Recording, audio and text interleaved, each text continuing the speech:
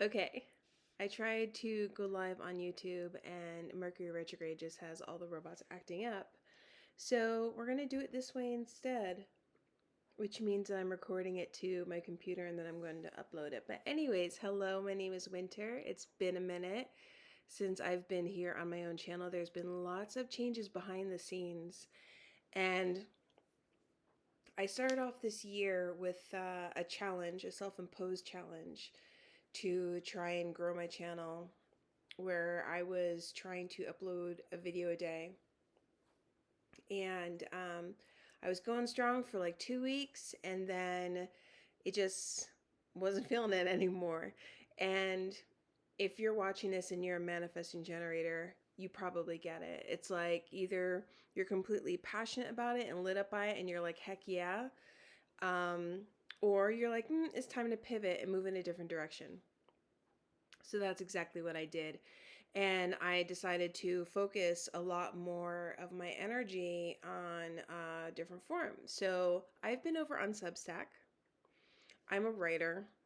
I've written and published 2 books, Goddess Grows Up and Our Shadows Are Light. And I'm in the process of writing a 3rd book. It's actually like mostly written, but Substack is one of those places where it's this beautiful like synergy between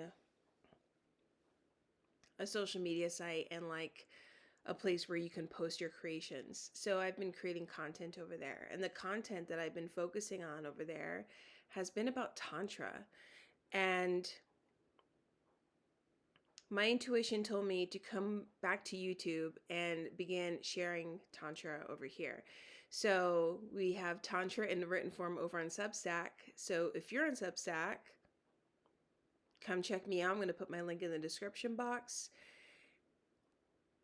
Explore over there. But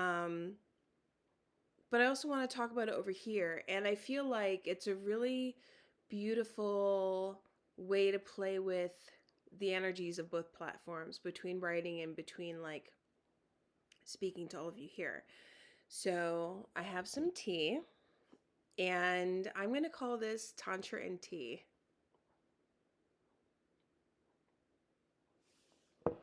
And for today's subject, for Tantra and Tea, I'd like to explore where spirituality and sensuality intersect. Now, I did a post on this last year on my Instagram account, which is also linked below in the description box.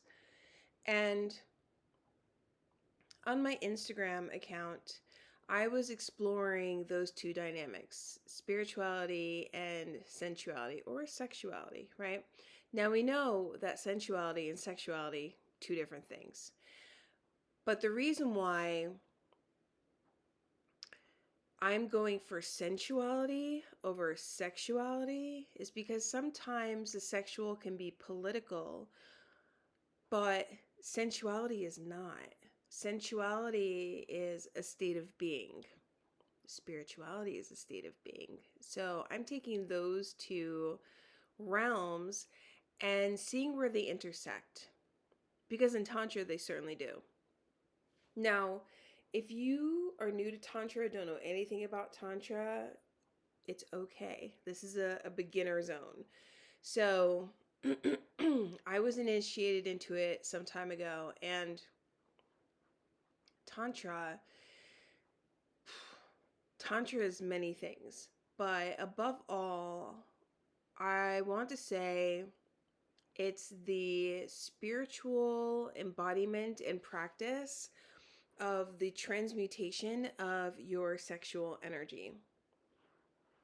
And I can do a whole nother video on that. In fact, I did a separate video on YouTube about how I was initiated into Tantra, like how I found it and why I got into it and all of that.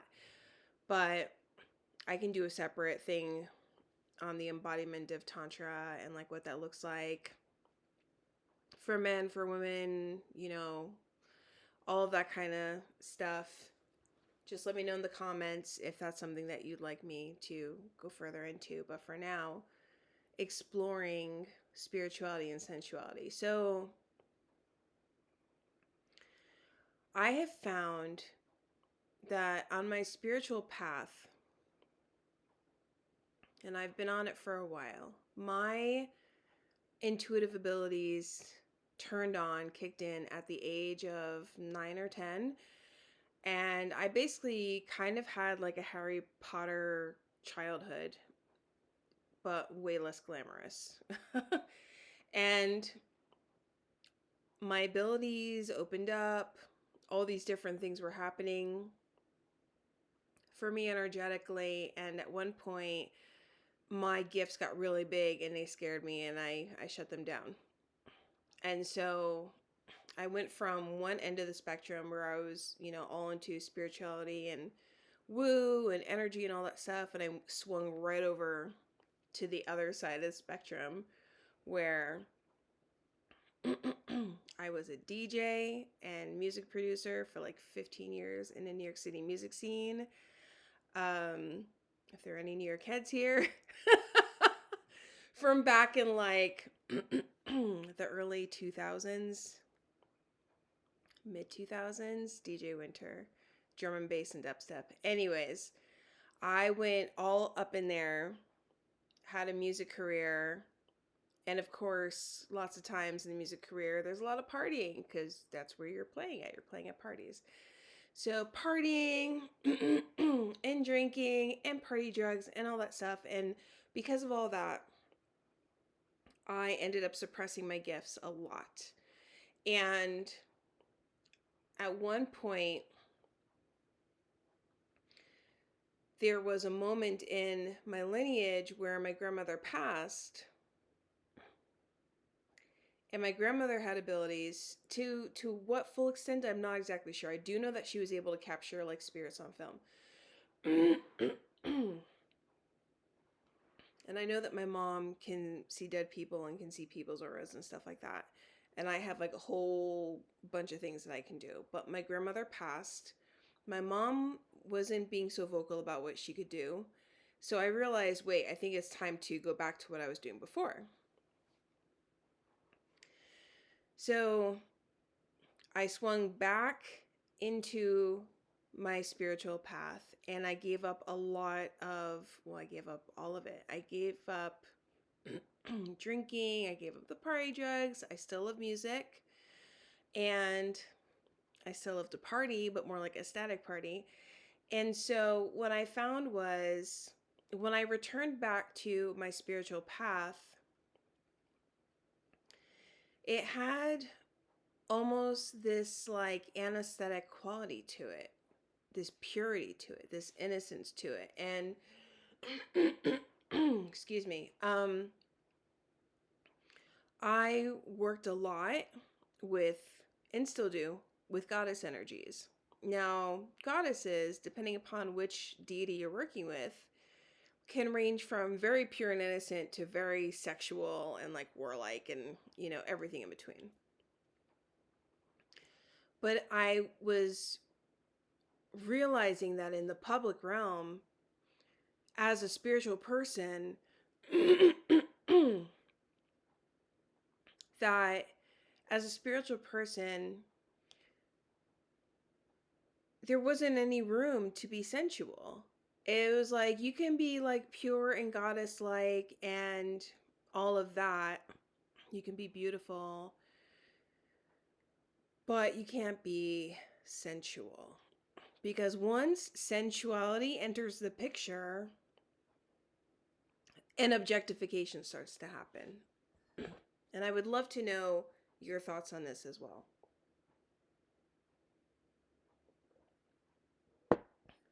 So I decided to start playing with that. I started to decide playing with how can I be both? Because yes, I'm spiritual, but I'm also sensual, and I shouldn't have to leave or abandon a part of me just because I'm close to God, I'm close to Source, I'm close to the deities and the divine energies that I work with. Doesn't mean that I leave my humanness behind. it doesn't mean that I leave my body behind. Like, it's still here too, and I need to honor that. So I started to play with that dynamic. Like, how can I be spiritual and have the divine, but like embodied? And I began to find that through Tantra, because Tantra, so, excuse me, Tantra allows you to embrace all shades of yourself. Tantra is all about polarity. It's all about dark and light, yin and yang, soft and hard, masculine and feminine. It allows for the full spectrum of being.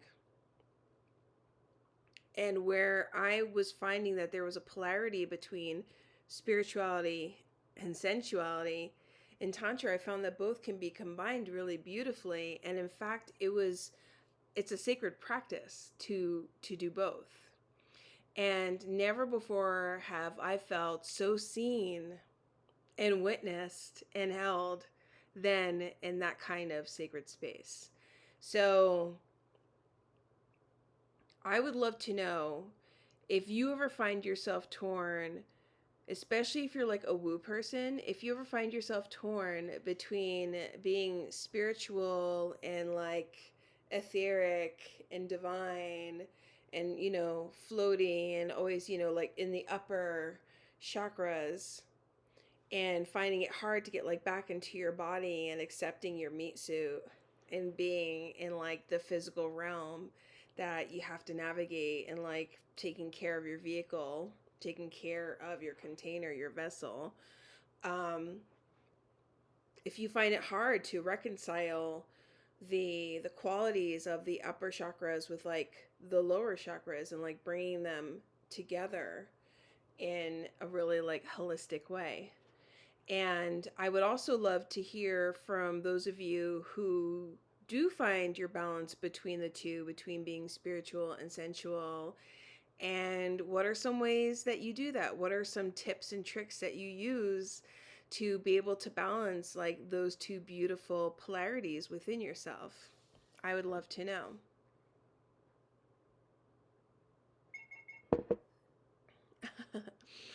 And let me see, how long are we? Oh, okay, we're doing good. We're doing good. So those are just some things that I want you to think about, because I feel this year, the year of the wood snake, and right now during eclipse season, so much change is unfolding. We are all shedding this old skin of who we thought we had to be, of the ways that we thought we had to be, look, act, feel, exist. All of that ish is falling away. And these new versions of ourselves are coming into being. And it can be very uncomfortable. It can be very uncomfortable moving through those spaces, letting go of what was familiar and comfortable to make room for like this new version of yourself, this new template who's ready to take up space and make some noise. You know what I'm saying? So we're in between two eclipses. We had the full moon eclipse in Virgo, and we're headed towards the new moon eclipse in Aries. And we're in Aries season. So a lot of feels are stirring right now. We had a Venus Cazimi this weekend. Today's a Mercury Cazimi. So the pot is getting stirred, not just collectively, but within each and every one of us. And I want you to honor that. I want you to notice what new urgings and leanings are coming up for you around the areas of spirituality, around the areas of sensuality, around the areas of how you want to express yourself, around the areas of how you want to move and navigate in the world. And I want you to notice if these new urgings and new yearnings and new longings that are coming up for you, how does it feel? Like, does it feel exciting or does it feel uncomfortable? Is there a part of you that's still clinging to the old, that's trying to like be shrugged off like a snake skin and like be let go of? Or are you creating space and ritual and time to honor that part of you that's being shed, that part of you that's honestly dying off? These are really wild and beautiful times. I'm personally very excited. Um, I know with the transformation I'm going through and that my business is going through, like I have a whole new website, I have a whole new like containers and offerings that are coming into being to honor the feminine. I work specifically with women, and my offerings are a combination of tantra, plant medicine, and sound healing. So if you're curious about all that, if any of that calls to you and sounds really delicious, check out the description box. There's going to be links down there where you can go explore the things. But if you'd like to spend some more time with me in a group scenario, if you're a female and you're really craving feminine energy and you're just like, I don't even know what it feels like to be in my feminine, like I'm so burnt out, I'm so tired, like what does it even mean to surrender or to soften? Like I have no idea. This is like a lot of the women I work with. You're not alone. I am holding a gathering. It's going to be a monthly gathering. The first one is happening in April. April 24th is called the Sublime Feminine Salon. I'm going to put a link to it in the box below as well. And it's going to be online via Zoom, but it's this beautiful, nurturing, sacred, safe space where we're all just going to like hang out and talk about what's on our minds, what's on our hearts, what are you needing, what are you wanting, what are you craving. This is the space. And it's just a community connecting space with other like-minded women. There's no sales or anything like that. We're all just hanging out. We're all just going through it together. And it's on one of those ticketing platforms, Conscious Community. Why am I blanking on the name? But the ticket is like a donation. It's like $2.22.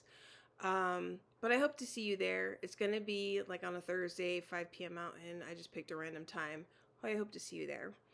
But if not, do come over to Substack.